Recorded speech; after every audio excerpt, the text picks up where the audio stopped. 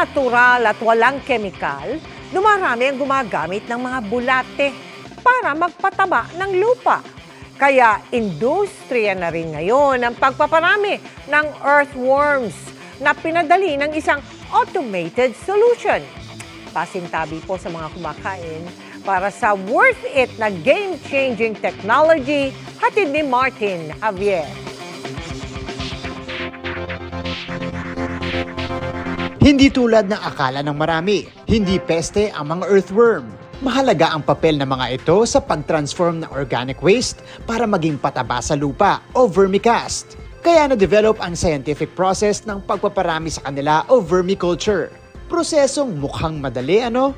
Easier said than done dahil hindi raw ganun kadaling paramihin ang mga earthworm gaya ng African nightcrawlers.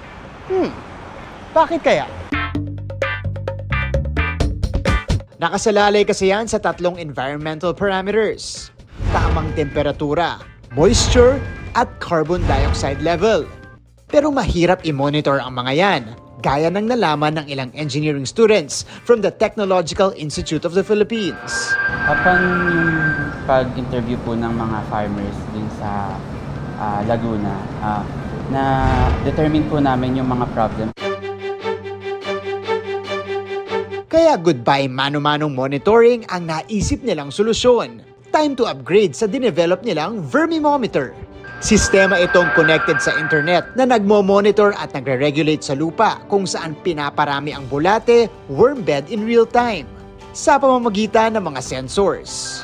Una na rito ang capacitive soil moisture sensor. Ito ay ginagamit upang mapanatili ang moisture sa lupa na siyang maiiwasan ang pagka-dehydrate ng mga worms.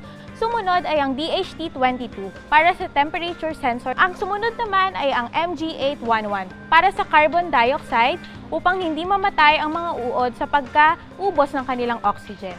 Pag na-sense na may kailangan baguhin, automatic na ina-adjust ng system ang kondisyon ng lupa. Once na ma-detect ni vermimometer na low na ang moisture, mag-on yung pump, then solenoid valve. For our temperature sensor, kapag nag-exceed na sa threshold, mag-on yung Pelcher module for temperature control.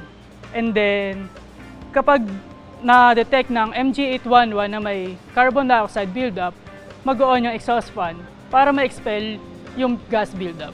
May instant alerts din na natatanggap ang farmers anytime, anywhere. Lahat ng sensor readings na na-detect ng system ay madi-display dito sa loob ng mobile application.